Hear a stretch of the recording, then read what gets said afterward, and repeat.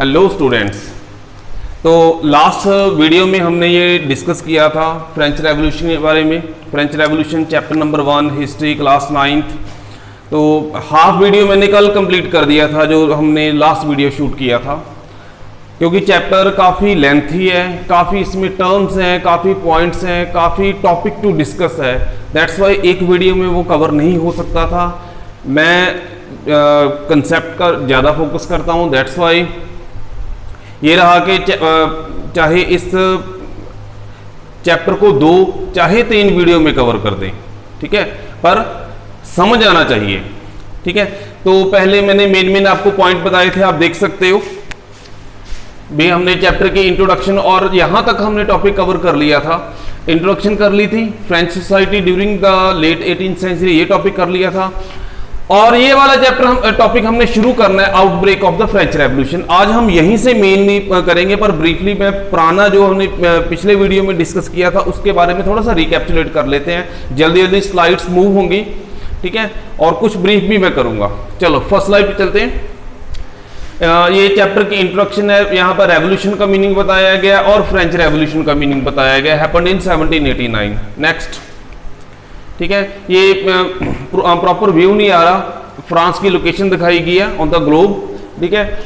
France is the small country and one of the rich country of the world of located in Europe continent. Next लीजिए। During the French revolution this gentleman, this guy was the king of France. His name was King Louis XVI, and he became the king of France in 1774. At that time he was only 24 years old, 20 years old only, and he was married to Catherine Marie Curie, Mary। चलिए, यहाँ next topic में बताया गया था आपको French society during 18th century क्या scene था। वहाँ पर जो सोसाइटी थी 3 पार्ट्स में डिवाइड हुई थी।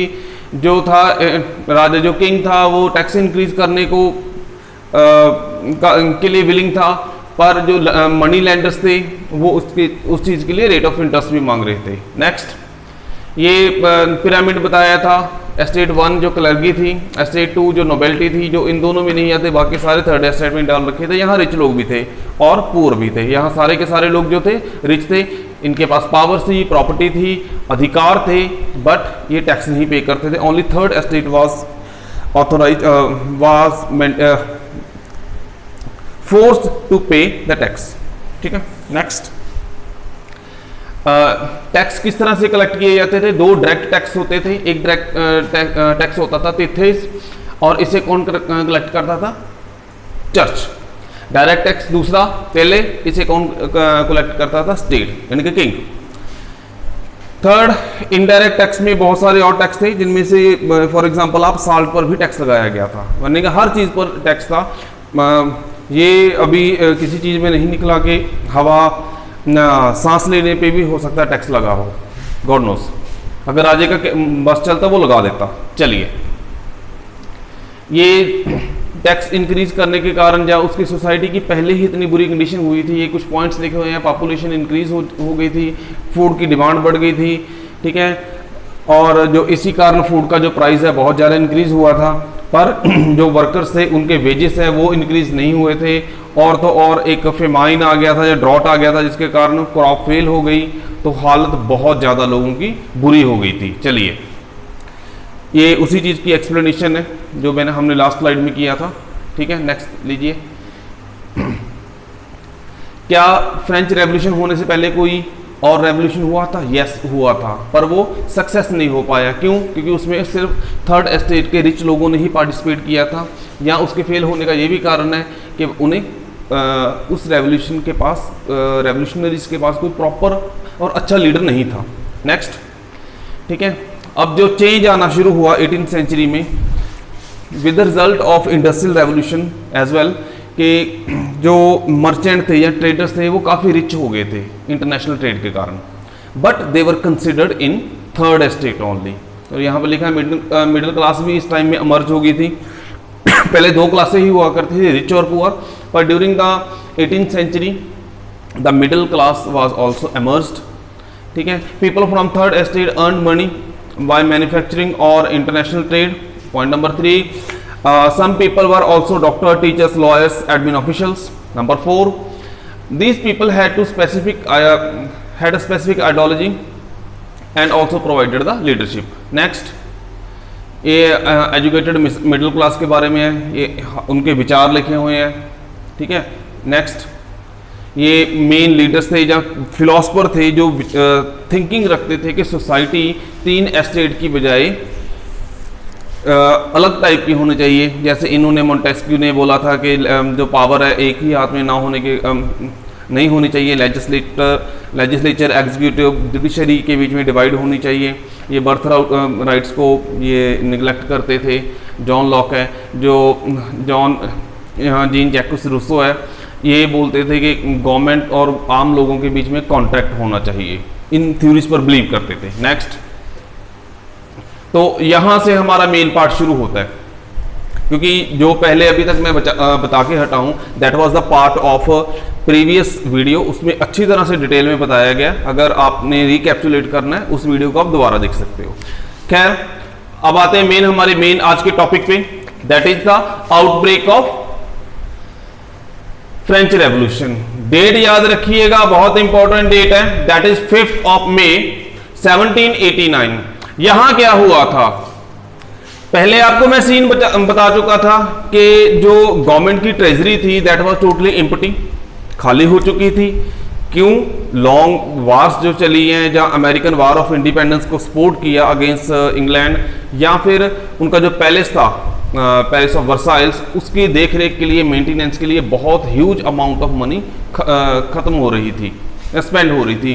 तो किंग ने इस चीज के लिए डिसाइड किया कि एक स्टेट जनरल की मीटिंग रखते हैं। ये सुन लीजिए नाम, मीटिंग ऑफ स्टेट जनरल। ये मीटिंग थी क्या? स्टेट जनरल था क्या? When the representative of all 3 estates, means first estate, second estate and third estate, they join a meeting on a big issue, जो कोई बड़ा डिसीजन लेना था या टैक्स इंक्रीज करना था, तो तब स्टेट जनरल की मीटिंग बुलाई जाती थी।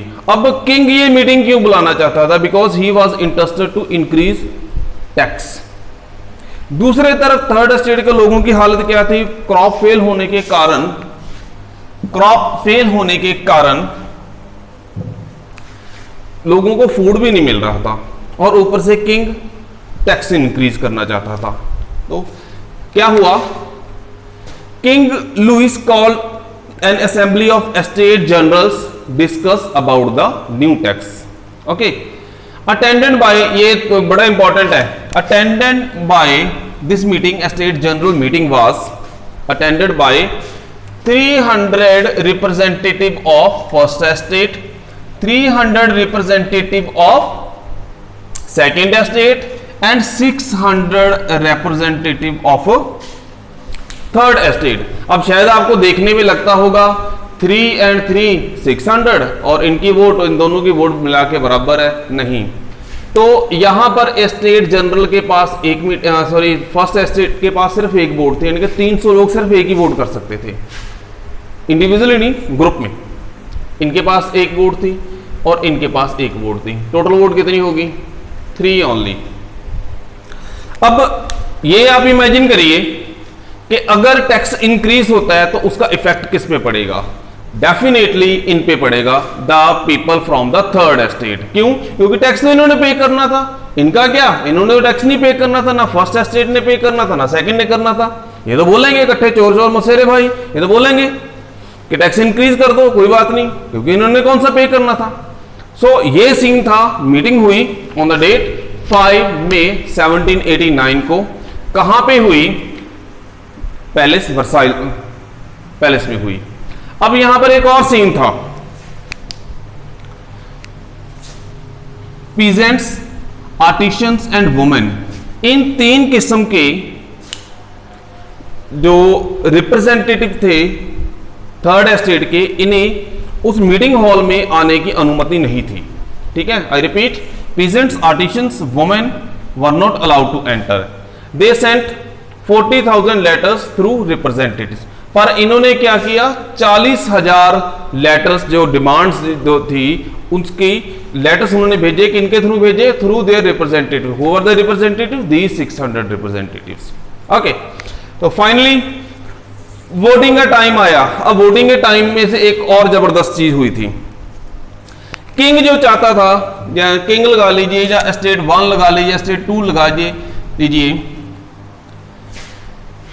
ये तो पुराने सिस्टम में बिलीव करते थे कि स्टेट जनरल की सिर्फ 3 वोट होनी चाहिए, एक स्टेट 1 की, 2 की, 3 की। पर ये वाले जो रिप्रेजेंटेटिव थे, this 600 representative of third state, they want 1 person 1 vote 1 value, ये वाली डिमांड थी। ठीक है, अब सीन क्या हुआ, थोड़ा सा मैं रफ करता हूं, आपको ड्राइंग बना के दिखा दूं, रफ ड्राइंग है। तो क्या हुआ जी, मान लीजिए ये एक बिग टेबल है, ठीक है, ये आप उस असेंबली हॉल को अज्यूम करके देखिए, ये उसके सराउंडिंग में दीवार है, ठीक है, यहां पर डोर भी रख देते हैं कोई ना कोई, ये सराउंडिंग में दीवार है। अब जो फर्स्ट और सेकंड स्टेट के जो लोग थे वो इस टेबल के आसपास चेयर्स पर बैठे थे, ठीक है, they were allowed to sit on the chair, but the representatives of third estate who were 600 in number and some of them were very rich business people, merchants, they were standing along with the wall, they were not allowed to sit. This was the total scene over the assembly। ठीक है, इस तरह से एक table था, बड़ा table था, वहां जो फर्स्ट और सेकंड एस्टेट के लोगों को बैठने की अनुमति थी और जो दूसरे थे थर्ड एस्टेट के रिप्रेजेंटेटिव, दे वर स्टैंडिंग। पर उन्होंने प्रोटेस्ट बड़े जबरदस्त तरीके से किया। अब मैं आपको थोड़ा डेमो देता हूं, let me bring a page.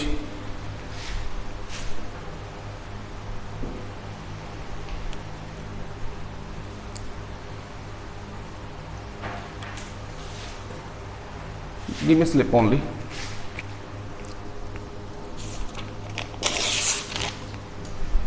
So I think आप मेरे को अच्छी तरह से देख पा रहे हो, नहीं, होल्ड ऑन, हाँ, fine. You know that the representatives of third estate, they were demanding 1 person 1 vote 1 value, but king refused it, and for the sake of protest, the representatives of third estate, they were standing with the slip depicting as a vote, they were standing in this way, means they were demanding 1 person 1 vote 1 value. In this way, this was the demand they presented themselves, that what they want, but king refused. King ने इस demand को मानने से मना कर दिया। King was interested कि पुराना सिस्टम ही होना चाहिए, ओल्ड सिस्टम। और एक और चीज खास बात बताता हूँ, जो उस टाइम के जो किंग थे ना, किंग लुइस 16, वो बड़े इमेजिनेटिव टाइप के पर्सन थे। He just believe a king is a representative of God on the earth, इस तरह की उनकी सोच थी। बाकी उन्हें डर भी था, अगर 1 person 1 vote 1 value वाला सिस्टम या जो डिमांड है उनकी मान ले, तो number of the representatives and the number of people of third estate, they were huge in number, तो उनका जो उनकी रिक्वायरमेंट जो थी टैक्स इंक्रीज करने की पूरी नहीं हो पाएगी। Finally king have to refuse. So king ने जब इस डिमांड को रिजेक्ट कर दिया, तो जो रिप्रेजेंटेटिव थे थर्ड एस्टेट के, उन्होंने वॉकआउट कर दिया, वो वहां से चले गए। ठीक है, क्योंकि कोई डिसीजन नहीं हो पाया, क्योंकि थर्ड एस्टेट के लोग अपनी डिमांड पे अड़े हुए थे, किंग अपनी डिमांड पे, फर्स्ट एंड सेकंड एस्टेट के लोग अपनी डिमांड पे अड़े हुए थे। तो फाइनली कुछ भी डिसीजन नहीं निकला, थर्ड एस्टेट के जो लोग हैं वो बाहर चले गए, वॉकआउट हो गया। उसके बाद क्या होता है, चलिए नेक्स्ट स्लाइड पे चलते हैं। ठीक है, तो वहां से निकलने के बाद उन्होंने अपने लेवल की कोई मीटिंग की होगी। मीटिंग होने के बाद तो जो रिप्रेजेंटेटिव थे, 600 रिप्रेजेंटेटिव थे थर्ड एस्टेट के, वो 20 जून 1789 को एक जगह पर मिले। इस जगह का नाम था टेनिस कोर्ट।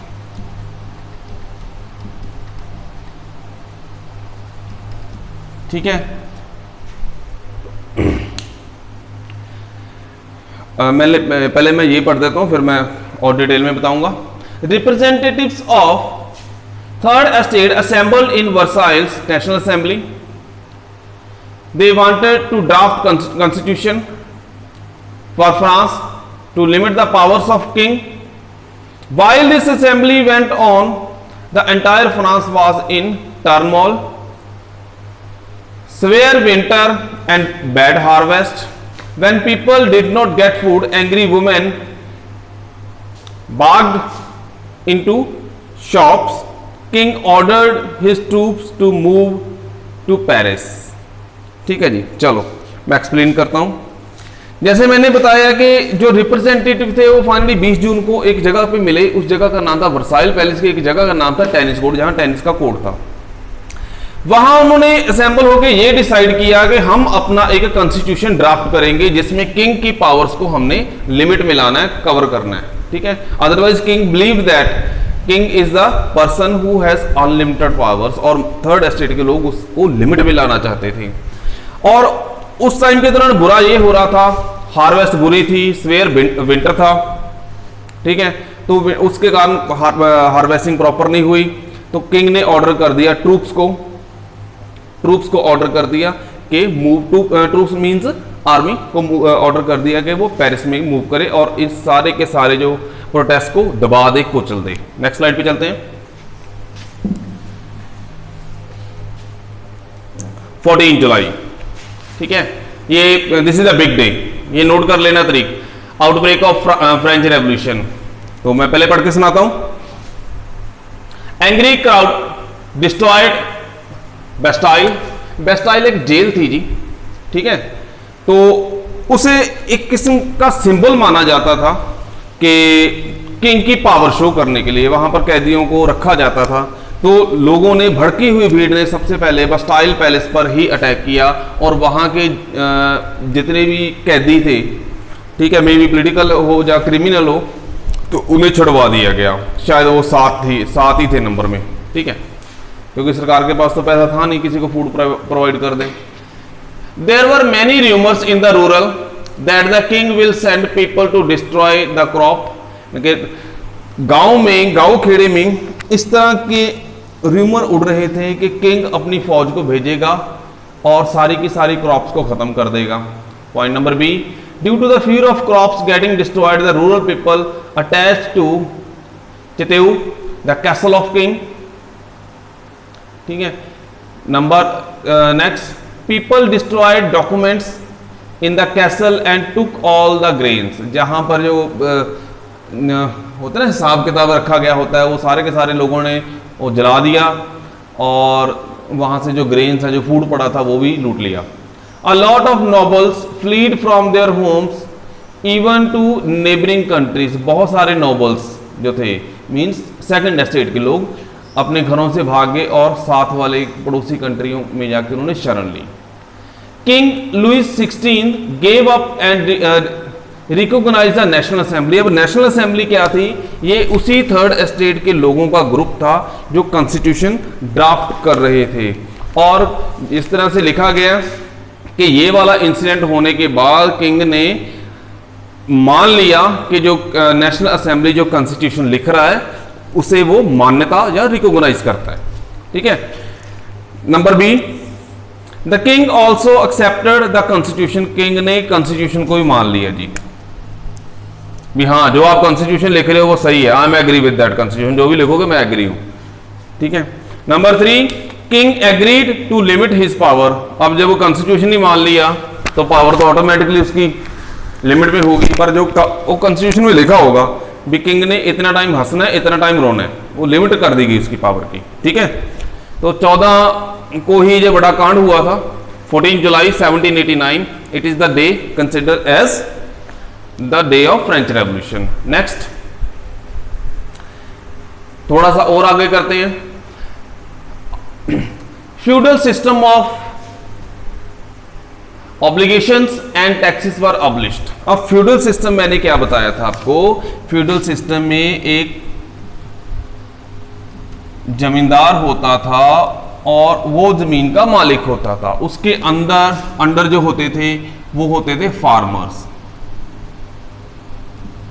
ठीक है, फार्मर्स काम करते थे पर उन्हें टैक्स भी पे करना पड़ता था। ठीक है, अपनी दिहाड़ी मजदूरी जो उन्हें मिलती थी उसमें से टैक्स पे करना पड़ता था, डायरेक्ट इनडायरेक्ट। और जमींदार जो जमीन का मालिक था वेला बैठ के खाता था। ठीक है, उसे टैक्स भी नहीं पे करना पड़ता। This was the old feudal system. तो क्या हुआ, 4 अगस्त को 4 अगस्त 1789 को के जो फ्यूडल सिस्टम की जो ऑब्लिगेशन जो थी या टैक्स थे वो खत्म कर दिए गए। इसके कारण किसका बेनिफिट हुआ? थर्ड एस्टेट के लोगों का। अच्छा, नेक्स्ट पे आते हैं। Estate 1 clergy were also force to give their privileges. देखो, जो चर्च को टैक्स लेते थे जहां उन्हें बेनिफिट बहुत सारे मिले हुए थे, उन्हें भी फोर्स किया गया कि आप जो आपको प्रिविलेजेस मिल रहे हैं उसे गिव अप कर दो। ठीक है, next, tithes the tax taken by the church was also abolished. जो चर्च टैक्स ले सकती थी उसे भी बंद कर दिया गया, खत्म कर दिया गया। Land owned bye the church was taken and sold, government earned 2 billion levers. ठीक है, आप देखो, जो जमीन चर्च के पास थी उसे बेच दिया गया और गवर्नमेंट ने कितने पैसे कमाए? अब गवर्नमेंट किंग नहीं रहा था, गवर्नमेंट कौन सी थी? जो रिप्रेजेंटेटिव थे, उनको कितना फायदा हुआ? 2 बिलियन यानी कि 2 करोड़। ठीक है, सॉरी 20 करोड़, हाँ 2 करोड़ लिवर्स ये उनकी करेंसी थी। उस इतना उन्हें प्रॉफिट हुआ था, इतनी जमीन बेची थी। इतनी जमीन किसके कब्जे में थी? चर्च के कब्जे में थी। ठीक है, नेक्स्ट देन तो इंसिडेंट्स देख लीजिए। तो फाइनली कॉन्स्टिट्यूशन अब लिखना शुरू कर दिया गया था, वो कंप्लीट भी होना था। The national assembly completed the draft of the constitution in 1791। तो यहां पर कॉन्स्टिट्यूशन बन गया, उसे एनफोर्स कर दिया गया। अब इसमें खास चीजें क्या थी? सबसे पहले किंग की पावर को लिमिट कर दिया गया था। तो ऑब्जेक्टिव लिख दिए गए थे भी कॉन्स्टिट्यूशन क्यों बनाया गया। जैसे हमारे इंडिया में ऑब्जेक्टिव क्लियर लिखे हुए हैं, the aim of the constitution, जैसे हम प्रीएम्बल बोलते हैं उस तरह से कॉन्स्टिट्यूशन के ऑब्जेक्टिव लिखे गए थे। नेक्स्ट जो था, power to be divided into legislature, executive and judiciary. एक ही हाथ में पावर नहीं रखी, डिवाइड कर दी, डिसेंट्रलाइज कर दी। नेक्स्ट, अब कौन से लोग वोट कर सकते हैं, कौन से वोट नहीं कर सकते, इस चीज के बारे में भी कॉन्स्टिट्यूशन में लिखा गया था। ठीक है, उन्हें 2 कैटेगरी में रखा गया था according to the new constitution, active citizens and passive citizens. Active citizen कौन थे? Only man above the 25 years of age, यानी कि हर एक जो मेल है 25 साल के ऊपर की उम्र को वाला है तो वो वोट कर सकता था। दूसरा, जो टैक्स पे करता था वो वोट करने का राइट रखता था। ठीक है जी। पैसिव सिटीजन में all the women were considered as passive citizen and man who paid less than taxes, all youth less than 25 years. जो लोग टैक्स नहीं पे कर सकते थे, जहां जो लोग 25 साल की उम्र से कम थे, वो सारे के सारे किस में कंसिडर किए गए? पैसिव सिटीजन में। ठीक है जी, चलिए नेक्स्ट चलिए। हाँ जी, पावर्स डिवाइड कर दी। लेजिस्लेचर हमारे इंडिया में हमें तो इतना पता है, लेजिस्लेचर कानून बनाना, एग्जीक्यूटिव लागू करना, जुडिशरी ने उसे बचाना, सेव करना। तो यहां भी सेम सीन था। नेशनल असेंबली में टोटल मेंबर कितने रखे गए? लेजिस्लेचर में 745। अब इंडिया में कितने हैं? 545। ठीक है, 543 are directly elected in India and 2 are nominated by the president from Anglo Indian society. ठीक है जी, तो इस तरह से 545 बनते हैं। But national assembly of France of 1791 तब कितने मेंबर रखे गए?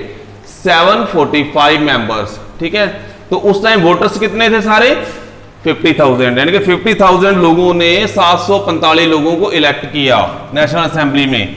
ठीक है, and national assembly came to known as definitely national assembly. Legislature एक वर्ड है, ठीक है। लेजिस्लेचर, हर एक देश की लेजिस्लेचर का अलग अलग नाम होता है। जैसे इंडिया में संसद है, जिसे पार्लियामेंट बोलते हैं, ठीक है। फ्रांस में नेशनल असेंबली, इंग्लैंड में house of commons and house of lords, इस तरह से नाम अलग अलग है। रशिया में डूमा बोलते हैं ऐसे, चाइना में कांग्रेस। तो इस तरह से एग्जीक्यूटिव में कौन थे? किंग आ जाता था और किंग के मिनिस्टर आते थे। पर आप एक चीज का ख्याल रखिए, यहां पर किंग है पर किंग की पावर लिमिट की गई है। पावर किसके पास है? मिनिस्टर्स के पास, ठीक है। और मिनिस्टर्स कौन थे? इनमें से इन 745 लोगों में से चुनकर मिनिस्टर यहां आते थे, ठीक है। मीन से और now all the ministers of the king are the elected people for certain time of period. चलिए, जुडिशरी में जजेस आ जाते थे। चलिए, फ्रेंच कॉन्स्टिट्यूशन की थोड़ी सी स्पेसिफिकेशन लिखी है मैंने, यहां पर ये चीजें गारंटी कर दी गई। Declaration of rights of man and citizen, ठीक है जी। राइट टू लाइफ, जिंदा रहने का अधिकार है। Right to freedom of speech, right to freedom of opinion, विचार पेश करने की। And equality before the law, और कानून के सामने सारे बराबर होने की जो है ये राइट दिया गया था, बराबरी का, ठीक है। This was the declaration according to the constitution of France which was drafted in 1791। Let's continue. ये पॉलिटिकल सिंबल्स है, एक बार ऐसे अच्छी तरह से देख लो, इनके बारे में मैं एक्सप्लेन फिर करता हूं। पहले आपको ध्यान होना चाहिए आप देख क्या रहे हो।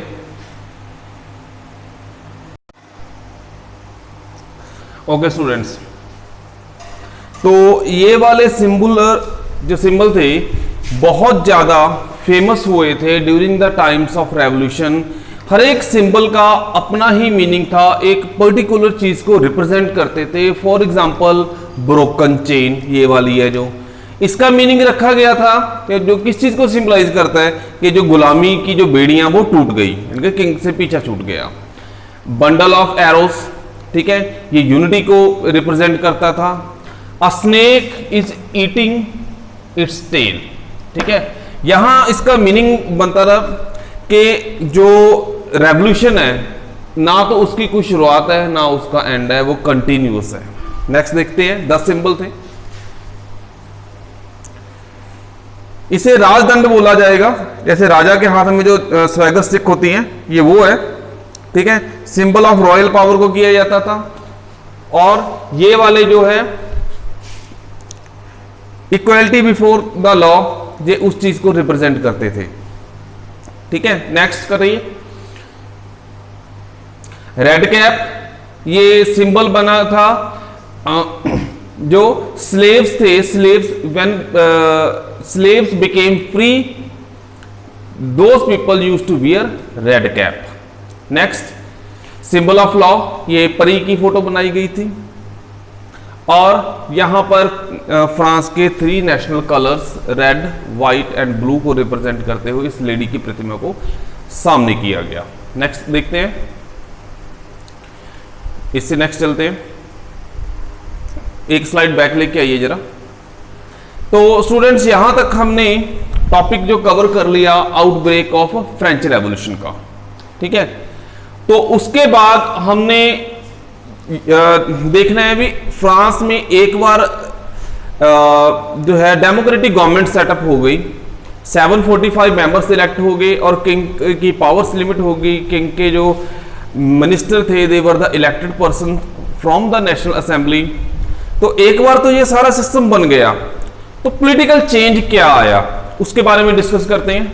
चलिए, तो फर्स्ट जो टॉपिक है, France abolish monarchy and became republic, ठीक है। अब यहां पर वर्ड मीनिंग क्लियर कर देता हूं। मोनार्ची जहां पर किंग का सिस्टम चलता है, किंग के बाद उसका बेटा किंग और किंग के मुंह से निकला हर एक शब्द, दैट इज द रूल, ठीक है। All the powers legislature, executive and judiciary are in the hands of king, that is called monarchy system.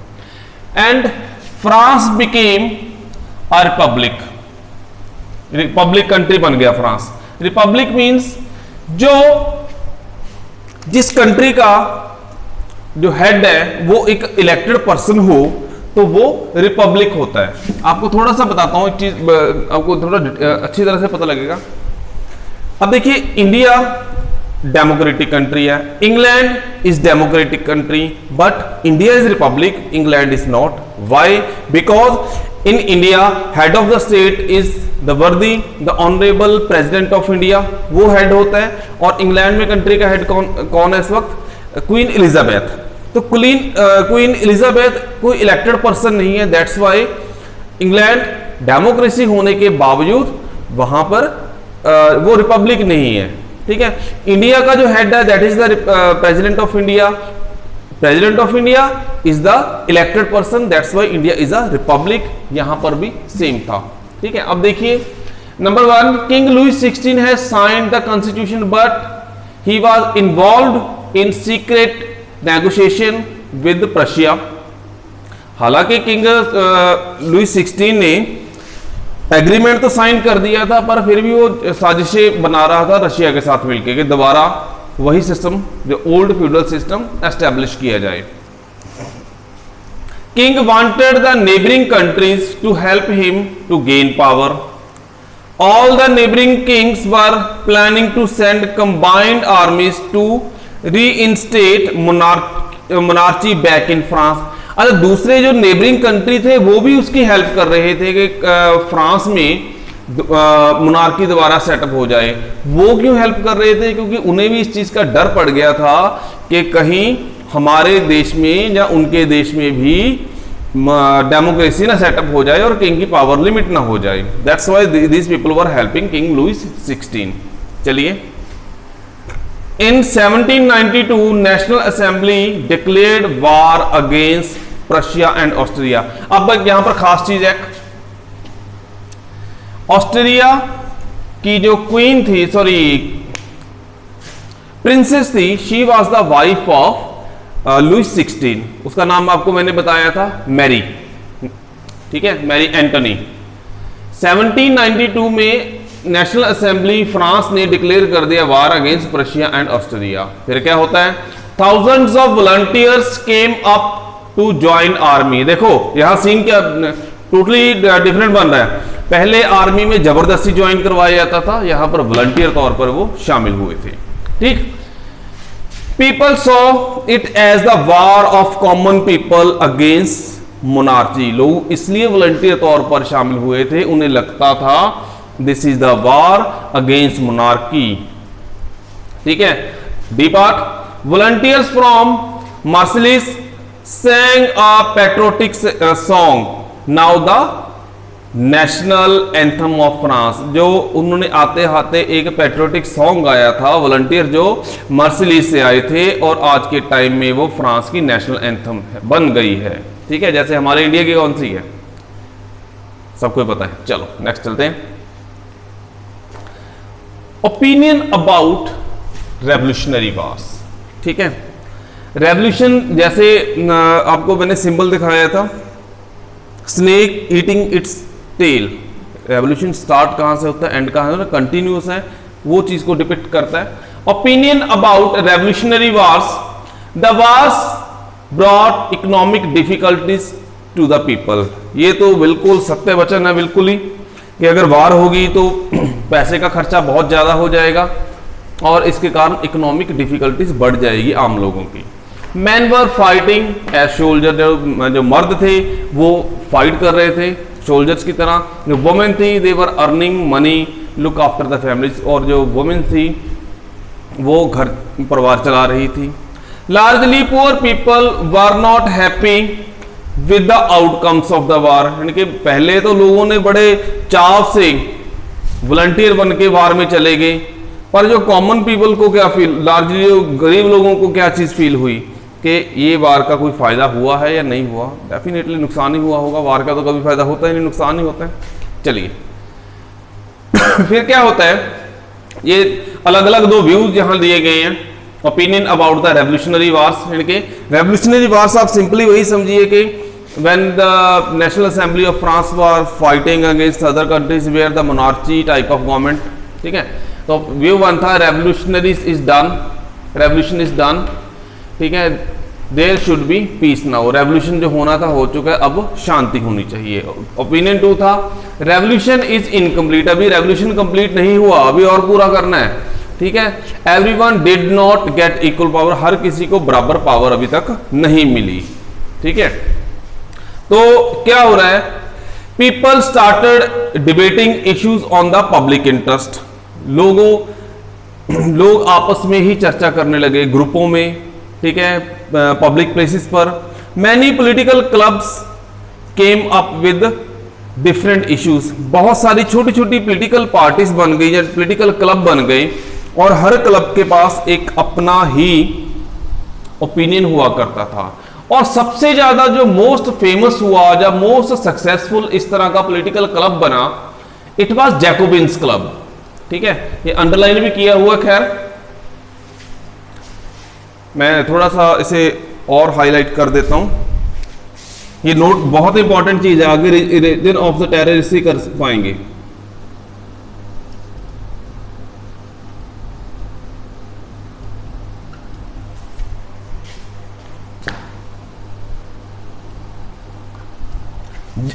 Jacobins club, ठीक है जी। सबसे जो जितने भी छोटे छोटे पॉलिटिकल क्लब बने थे उसमें से सबसे ज्यादा जो फेमस था that was the Jacobins club. Women जिन्हें पैसिव सिटीजन में रखा गया था, they also found many political clubs, उन्होंने भी अपने कुछ पॉलिटिकल क्लब या काफी सारे बना लिए थे। आगे चल के देखते हैं क्या होता है, ठीक है। जैकोबिन्स का जो मेन बंदा था, जो मेन लीडर था, उसका नाम यहां पर लिखा है मैक्सिमिलियन रॉबस्पियर। ये बहुत भयंकर, बहुत बेरहम किस्म का इंसान था, नोट कर लीजिए इसका नाम और स्पेलिंग भी, मैक्सिमिलियन रॉबस्पियर, ठीक है। ये पावर में आ गया करते कराते, चलो वो फिर बताते हैं। पॉइंट नंबर 1 यहां पे लिखा, उनका ओपिनियन क्या था। This club included poor sections of the society, shoe makers, कुक्स, printers, servants, daily veg workers. इस जो जैकोबिन क्लब के जो मेंबर ज्यादातर कौन से थे, ये वाले थे, शू मेकर थे, कुक थे, प्रिंटर्स थे, सर्वेंट्स थे, या फिर डेली वेजेस वाले वर्कर जो हुआ करते थे। The members of this club decided to wear striped trousers, देखो धारीदार ट्राउजर पहनना इन्होंने ये डिसाइड किया था, to set themselves apart from the fashionable section of the society. देखो मेल ने पैंट वियर की है, इसने अपनी ड्रेस वियर की हुई है गाउन टाइप, ठीक है, पर वो स्ट्राइप्ड है, ठीक है।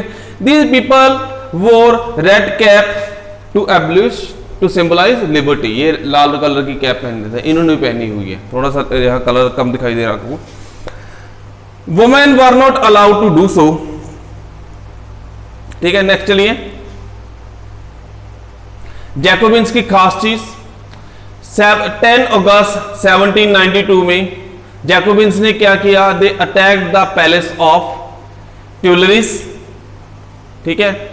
They killed the king's guard and held king as hostage, king के गार्ड्स को मार दिया और किंग को एक हॉस्टेज बंधक बना के रख लिया, ठीक है। उसके बाद national assembly voted to imprison the royal family, national assembly में वोटिंग हुई कि रॉयल फैमिली को इम्प्रिजन जेल कर दी गई, ठीक है, उनके अकॉर्डिंगली। अब इलेक्शन जब होने लगी, न्यू जो रूल से election were held, all man of 21 years of age could vote. पहले क्या था, एक्टिव सिटीजन, पैसिव सिटीजन थे, जो टैक्स पेयर थे वोट करते, जो नॉन टैक्स पेयर थे वोट नहीं करते थे, या कम जिनका टैक्स पे कर पाते थे वो वोट नहीं कर सकते थे। पर अब क्या रूल बन गया, जो पर्सन 21 ईयर्स ऑफ एज का है, जो भी मैन है, मेल है, 21 ईयर्स की एज का है या उससे ज्यादा है, he can vote. Elected assembly was called convection, अब नाम भी कर दिया, पहले नेशनल असेंबली रखा गया था नाम, अब क्या रख दिया गया नाम, कन्वेक्शन, ठीक है। चलो आगे चलते हैं। What happened on 21 September 1792, the convention abolished monarchy, ठीक है। कन्वेक्शन ने क्या किया, मोनार्की को पूरी तरह खत्म कर दिया। पहले क्या होता था, किंग वाज द हेड, उसके अंडर मिनिस्टर होते थे, पर किंग की पावर जब लिमिट कर दी गई, मिनिस्टर जो इलेक्टेड पर्सन बना दिए गए, तो it was called constitutional monarchy, ठीक है। जिस तरह से इंग्लैंड में है। इंग्लैंड का में कंट्री का हेड कौन है? That is queen Elizabeth. पर सारे के सारे जो कंट्री के जो डिसीजन है वो कौन लेती है? उनकी पार्लियामेंट लेती है। That is called constitutional monarchy. पर यहां पर क्या हुआ था? ऑन 21 सितंबर 1772 को मोनार्की को पूरी तरह खत्म कर दिया गया एंड वहां पर बना दिया गया रिपब्लिक। यानी कि किंग को पूरी तरह पावर से हटा दिया गया। पहले किंग की पावर कम कर दी गई थी, अब पूरी तरह खत्म कर दी गई थी। In this way monarchy abolished and republic established. Then after what happened on 21st January 1793, a court of sentences King Louis XVI to death। ठीक है, जो एक कोर्ट ने ऑर्डर कर दिया कि किंग लुइस 16 को मौत की सजा सुना दी गई। ये एक चीज ध्यान में रखिएगा, ये सारे का सारा जैकोबिन मैक्सिमिलियन रॉबस्पियर के इशारे पे हो रहा था, और जब when he was the representative of the country. ठीक है, रिप्रेजेंटेटिव ऑफ द गवर्नमेंट।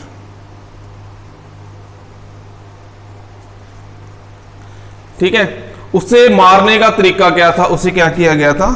गेलोटाइन। एक मशीन थी जी, गेलोटाइन का मीनिंग समझ लो। एक मशीन थी, ऐसा आपको थोड़ा डिजाइन बना के बता दूं, आपके वैसे बुक में दिया हुआ है। इस तरह दो लकड़ी के वहां पर पिलर बने हुए थे, नीचे लकड़ी का एक प्लेटफॉर्म बना हुआ था। ठीक है, यहां एक बड़ा सा ब्लेड रखा गया था, इस तरह से लोहे का ना ब्लेड, यानी कि ऐसा नहीं शेव करने वाला नहीं है, बड़ा इतना बड़ा लगा लो, इतना या इससे बड़ा लगा लो। तो बंदे को यहां घुटनों के बल बिठा दिया जाता और यहां एक लकड़ी का ऐसा तरह का शेप फट्टा लगाया हुआ था। तो उस पर्सन को ये ब्लेड को बांध के रखा जाता था एक रस्सी के साथ। ठीक है, अब जैसे दो पिलर है, उस पिलर के बिल्कुल ऊपर एक बड़ा सा लोहे का ब्लेड, बड़ा सा, ठीक है, हैवी वाला, वो रखा जाता था और बंदे को ऐसे झुका के घुटनों के बल बेंड करके उसके ऊपर उसकी गर्दन रख देते थे। ऊपर से ये रस्सी खोल देते, ये नीचे आता और बंदे का गल कट जाता। अब इस मशीन को गिलोटाइन मशीन ही क्यों बोलते थे? Because this machine was invented by doctor Guillotin, that's why this machine was called guillotine. Moreover, किसी को बोला मौत की सजा दी जानी, उसे बोले थे मौत की सजा नहीं बोलते थे, वो बोलते थे इस पर्सन को गिलोटाइन कर दिया जाए। ये सारे के सारे मैक्सिमिलियन रॉबस्पियर की गवर्नमेंट के अंतर्गत हो रहे थे when he was the prime minister of England. इस टाइम को बोलते हैं रीजन ऑफ टेरर। ठीक है, बहुत सारे लोगों को मैक्सिमिलियन रॉबस्पियर ने इस तरह से गिलोटाइन करवा दिया। और खास बात, जब मैक्सिमिलियन रॉबस्पियर की डेथ हुई तो उसे भी गिलोटाइन ही करवाया गया। अभी जो दूसरों को गिलोटाइन करवाता था खुद भी हो गया। ठीक है जी, तो करते हैं बात अब दोबारा। A court sentences king Louis 16 to death. Court ने सजा सुना दी, मौत की सजा सुना दी। ही वॉज पब्लिकली एग्जीक्यूटेड, यानी कि लोगों के सामने ही उसे गिलोटाइन कर दिया गया। ठीक है, उसकी जो वाइफ थी Marie, she was also hang to death, उसे भी फांसी की सजा दे दी गई। अब ये तो चलो मान लिया जाए भी किंग का कुछ ना कुछ कसूर होगा, उसने कई लोगों को मौत की सजा देगी, इसे क्यों मारा ये मेरे को नहीं पता। ठीक है, किसी बुक में भी इस चीज का कोई जिक्र नहीं आता। ठीक है, भी उसकी वाइफ को क्यों मार दिया गया, पर कुल मिला के रॉयल फैमिली को मार दिया गया, खत्म कर दिया गया और वहां पर रिपब्लिक टाइप की गवर्नमेंट है एस्टैब्लिश कर दी गई। ठीक है, जो नेशनल असेंबली का नाम मैक्सिमिलियन रॉबस्पियर ने क्या कर दिया था? कन्वेक्शन। ठीक है, नेक्स्ट चलते हैं। और इस टाइम को बोलते हैं, दिस वाज द एरा। एक स्लाइड बैक लेके आइएगा, हाँ अब फॉरवर्ड लीजिए। इस दौर को बोलते हैं when the prime minister of France was Maximilien Robespierre. ठीक है, तो उसके दौर को, एक साल के दौर को बिटवीन 1793 टू लेके 1794 तक का जो टाइम है, this era is called region of terror, reign of terror, यानी कि आतंक का साल है ये वाला। क्यों उसे बोला जाता है? तो इसके कारण तो कुछ तो बता चुका हूं मैं। पहला पॉइंट, जैकोबिन क्लब का जो मेन लीडर था, चार्ज ले लिया था, they became the main executive of France, उसका नाम था Maximilien Robespierre. He came up with strict policy of self control and punishment. उसने बहुत ज्यादा सेल्फ कंट्रोल और पनिशमेंट की जो है पॉलिसीज को अपनाया। ठीक है। Anyone who he saw as enemy were arrested, imprisoned and try to court. जो भी उसे लगता भी ये बंदा दुश्मन है तो उसे साथ के साथ अरेस्ट करवा देता, उसे सजा सुनाई जाती और जेल में भेज दिया जाता। ठीक है। और अगर कोई बंदा ज्यादा ही लगा, उसे गिल्टी लगता था, उसे बिहाइडेड कर देता था, उसका गला कटवा देता था। ये रही गिलोटाइन की मशीन, आप देख सकते हो, दीदार कर लीजिए। ठीक है। ये देखो यहां पर ये स्ट्रक्चर बना हुआ है गिलोटाइन का, ऊपर ये वाला ब्लेड है, बंदे को यहां लिटा देते थे घुटनों के बल और उसका गला काट के लोगों को पब्लिकली दिखाया जाता था। ये देखो, ये इसका गला पकड़ के खड़ा है। तो कुल मिला के ये सीन था। और जब मैक्सिमिलियन रॉबस्पियर की गवर्नमेंट जो गई है, खत्म हुई है, जब उसके बाद उसे भी गिलोटाइन ही कर दिया गया। अब एक यहां पर वर्ड है एनिमीज। वो जब मैक्सिमिलियन रॉबस्पियर एनिमीज किसे मानता था, ये हम नेक्स्ट स्लाइड में करेंगे। एनिमी वो किसे मानता था? आई थिंक एक स्टेप बैक जाना पड़ेगा हमें, यहां मेंशन नहीं किया। एनिमी वो किसे मानता था? पहला, ठीक है, फर्स्ट एंड सेकंड स्टेट के लोगों को, स्टेट 1 और 2 के लोगों को ये एनिमी मानता था। ठीक है। दूसरे किस्म के people from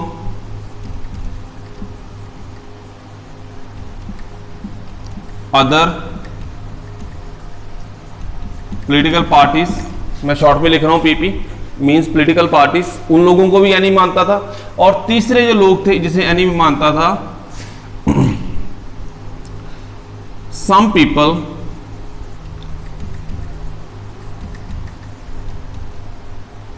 from his own party. अपने ही पार्टी के कुछ लोगों को भी अपना वो एनिमी मानता था। जो उसके बात नहीं मानता था उसकी अपनी पार्टी में भी, उसे भी वो एनिमी ही मानता था। ठीक है। 3 किस्म के लोगों को जो मैक्सिमिलियन रॉबस्पियर एनिमी मानता था, स्टेट 1 और 2 के लोगों को, people from the other political party and some people from his own political party, उन 3 लोगों टाइप के लोगों को वो एनिमी मानता था। अब चलते हैं नेक्स्ट स्लाइड पे। और एनिमी से के साथ वो किस तरह से बिहेव करता था वो मैं ऑलरेडी बता ही चुका हूँ। अरेस्ट करवा लेता, जेल करवा देता, अगर जरूरत पड़ती तो वो उसका गला भी कटवा देता था। ठीक है। अब मेजर डिसीजन मैक्सिमिलियन रॉबस्पियर ने कौन कौन से लिए हैं? ठीक है। Number 1, maximizing ceiling on age and wages and prices. सबसे पहले उसने इस चीज को डिटरमाइन किया, भी मजदूरी फिक्स कर दी, किसी को लेबर कितनी मिलनी है और किस चीज का प्राइस कितना होना चाहिए, उस पर उसने काफी ज्यादा अच्छी तरह से वर्क किया। नेक्स्ट, सेकंड है fixed quantity of meat and bread पर पर्सन। उसने डिसाइड कर दिया कि पर पर्सन को कम से कम इतना मीट या फिर ब्रेड मतलब रोटी इतना मिलना ही चाहिए, इससे कम नहीं, क्योंकि ऑलरेडी फ्रांस की कंडीशन काफी ज्यादा बुरी थी। ठीक है। तीसरा, farmers to sell their grains only in city as fix prices by the government. जो फार्मर्स थे, ठीक है, वो अपने ग्रेन्स, अपनी जो पदार्थ प्रोड्यूस करते थे खाने का, तो उसे फिक्स प्राइस पर ही सेल करते थे, उससे कम या ज्यादा रेट पर वो सेल नहीं कर सकते थे। Number 4, only whole wheat flour permitted, white flour banned, तो उसने वीट वाला जो है फ्लोर आटा उसको ही परमिट किया, जो वाइट कलर का जो आटा है फ्लोर है उसे बैन कर दिया था। उसे शायद ऐसा लगता था कि वीट वाला आटा जो है फ्लोर है वो खाने से लोगों में यूनिटी आ जाएगी या फिर इक्वालिटी आ जाएगी। बड़ा अजीब है ना, चलो उसका सोचना है। Number 5, no titles like sir और मैडम, यानी कि किसी को सर नहीं बोल सकते थे उस टाइम में। आप तो शायद लोग एंजॉय करोगे, अच्छा अभी किसी को सर या मैडम बोलना नहीं पड़ता। तो वहां उसने क्या कर दिया, ये अनाउंस कर दिया कि अगर मेल है तो उन्हें सिटी एन बोलना है, अगर वोमेन है सिटी ये नहीं बोलना है, सिर्फ यानी कि सर मैडम कुछ नहीं, नाम नूम कुछ नहीं, बस यही बोलना है। ठीक है, नेक्स्ट चलते हैं। ये है जी महान व्यक्ति की फोटोग्राफ, देख लीजिए, धन्य हो जाएंगे आप पहले जैसे। This guy is Maximilien Robespierre, the leader of Jacobins, who was the responsible of killing so many people of France। ठीक है, बहुत लोगों को इसने गेलोटाइन करवाया था। इसके बारे में थोड़ा सा लिखा हुआ है। Maximilien was very strict, he was convicted by court in July 1794। Court ने भी इसे सजा दे दी थी, क्योंकि 1793 से लेके 1794 तक इसने जो दौर चलाया था गले काटने का वाला, रेन ऑफ टेरर चलाया था, उसी में इसे दोषी पाया कोर्ट ने और इसे मौत की सजा सुना दी गई। और मौत भी कैसी, जो ये दूसरों को बांटता था, किल्ड इन गिलोटाइन, इसे भी गिलोटाइन से ही इसका भी सिर उड़ा दिया गया था पब्लिकली। ठीक है, led to fall of Jacobin government, जब इसका गला काट दिया गया तो जैकोबिन गवर्नमेंट पावर में नहीं रही, वो डाउन होनी शुरू हो गई। ठीक है, आई थिंक आज के लिए बहुत हो गया, एक लास्ट पार्ट इसका बाद में बनाएंगे और उसी में मैं कोशिश करूंगा कि पुराना सारा पार्ट है वो मैं रिकैप्चुलेट कर दूं। ठीक है, फिर भी आप दीदार कर लीजिए माननीय श्री मैक्सिमिलियन रॉबस्पियर का, जिसने अपने टाइम के दौरान when he was the most powerful person of France, he was the prime minister of France, जिसने अपने 1973 से लेके 1974 तक एक आतंक का दौर चला रखा था। उसे बोलते थे द रेन ऑफ टेरर। लोगों को गिलोटाइन करवा देता था, बहुत स्ट्रिक्ट था, किसी को सर या मैडम बोलने नहीं देता था। एंड ऐसा भी किया इन्होंने कि मेल को इस नाम से सिटी एन से बुलाना है, फीमेल को सिटी एन से बुलाना है। ठीक है, एक वीट वाला ब्रेड इसने चालू कर दिए भी, उसे इसे लगता था भी उसे खाने के साथ लोगों में इक्वालिटी आ जाएगी। बट फाइनली पाप का घड़ा एक स्टेज पर जाके भर जाता है। ये बंदा जो दूसरे लोगों को गिलोटाइन करवाता था, बिहेडेड करवा देता था, खुद भी इसकी जो मृत्यु हुई है वो गिलोटाइन के कारण ही हुई है। ठीक है, और इसके मरने के बाद, इससे गिलोटाइन होने के बाद जो जैकोबिन पॉलिटिकल पार्टी थी वो बहुत वीक होगी और फाइनली उसका एंड हो गया। That's all for the day. मिलते हैं नेक्स्ट लेक्चर में, that will be the final lecture of this chapter. Thank you.